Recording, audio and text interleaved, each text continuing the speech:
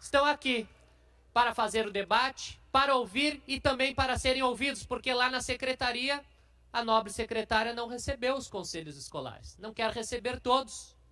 É uma pena, porque a democracia pressupõe sentar com todos, sentar com todas, e não com uma fração que a gente julga necessária. E eu trago aqui o debate. Esta casa tem que debater com seriedade os temas.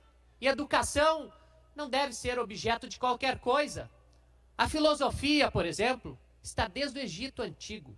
Faz parte da constituição do pensamento da humanidade em questionar-se para fazer avançar a nossa realidade, a nossa relação com a natureza social e física. Se eu digo que eu não quero mais a filosofia na grade curricular, estou dizendo de outra forma que não quero mais que se questione, não quero mais que se reflita, não quero mais que se construam dissensos e consensos dentro das escolas. Trata-se disso, não é outra coisa. A secretária dizia aqui anteriormente, no nosso entendimento, a religião está como disciplina. No nosso entendimento, a filosofia vai como espaço. Realmente, não está escrito na legislação que não pode ser disciplina. Não está escrito. E não está escrito que tem que ser espaço filosófico. Agora, o fato é que esta secretária e o anterior não fizeram concurso para professor de filosofia. Portanto, não querem filosofia nas escolas. É isto. E estes professores de filosofia que estão na rede, eles estão incomodando. É isso que eu estou entendendo. Eles vão para o limbo.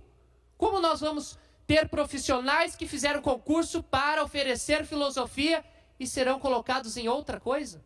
Isso não foi falado. Isso tem que ser debatido. É dinheiro público aí envolvido. E mais do que isso, que aqui não se falou. Querem diminuir história e geografia e espanhol. Vejam só que ataque feroz ao Mercosul. Nós precisamos do espanhol e que as pessoas possam compreender essa língua, que é a nossa língua irmã, para termos relações socioeconômicas com a Argentina, com o Uruguai, imediatamente Paraguai, as outras nações. Ou nós não nos entendemos como latino-americanos? Mas eu quero lembrar que a Base Nacional Curricular Comum, ela não diz que é obrigatório fazer isto, isto e aquilo. Então, a vereadora Mônica que vem aqui se equivocou. Se equivocou porque no artigo 1º da BNCC, parágrafo único, no exercício da sua autonomia conforme os artigos 12, 13 e 23 da LDB. Ou seja, há uma autonomia a ser respeitada e mais do que isto, secretária Janaína, a Constituição está acima de todas e todos, artigo 206 da Constituição Federal. Se a senhora não quer, as leis municipais não concorda com elas, as leis estaduais, que tem uma lei estadual que diz, é obrigatório o espanhol. A senhora, então, respeite a Constituição Federal, que diz que a gestão democrática do ensino público deve existir, deve preponderar, deve prevalecer. E cadê a gestão democrática se não se quer fazer debate com a comunidade escolar?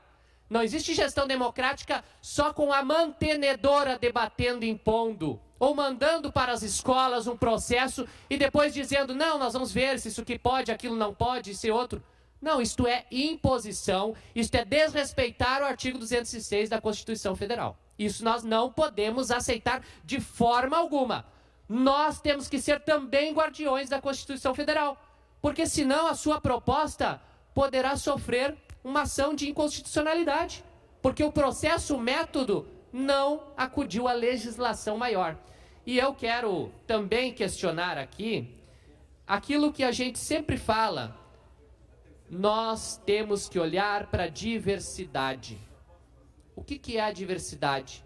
Eu não posso querer homogeneizar as escolas. Cada escola está num território.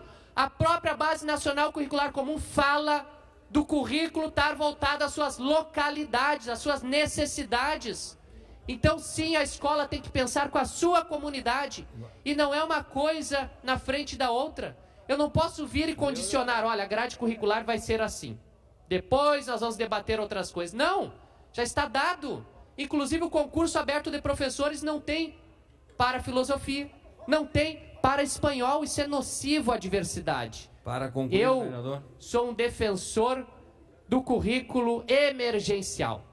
Nós temos que falar, porque o Conselho Nacional de Educação está falando desde o ano passado, para concluir, que temos que pensar em como recuperar o tempo perdido da pandemia, que não houve os contatos presenciais. Se a senhora não apresentar um currículo emergencial aqui, será mais uma secretária fazendo mais do mesmo como o Adriano fez.